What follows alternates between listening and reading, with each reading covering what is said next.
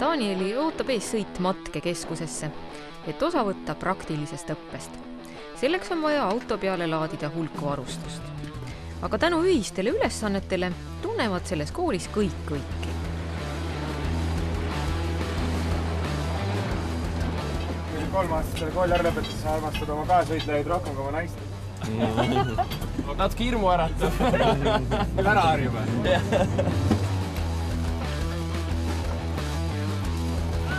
Meeskonnad liikusid edasi positsioonile, hakatakse kaevama siis seda tugiplaadi ja siis harkjala toetuseks neid aukusid, et relv oleks hästi stabiilne. Ja nagu kogu asja point on see, et nad hakkavad nüüd miine pilduma. Jah. Laadida! Esimene laetud! Teine laetud! Kolmas laetud! Kogu pauguga! Kogu pauguga! Tähelepanu! Tähelepanu! Tõll! Tõll! Päris kõva. Nagu koostöö on väga hea. Meeskonnad nagu toimivad oma vahel. See on oma varjutamist täiesti. Ja. Ma saan aru, et see ei ole esimene kord, kui need tüüvid nagu koos on. Selles mõttes kõik teavad juba omad positsioonid, omad värgid.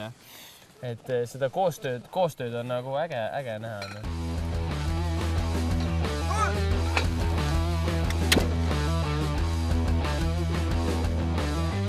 Kogu rühm on küll valmis Danielile näitama, kuidas õppetöö käib, aga miinipildurit temast täna ei saa.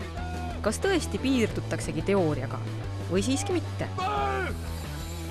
Üks asi, mul jäi sulle näitamata, on siis, kui miinipilduja tuli on, antakse seda, eriti ajateenistus on see käskus nii-öelda ülematel lemmik, on siis karjutakse miinipilduja tuli, sa võid mulle järgi teha. Hea küll.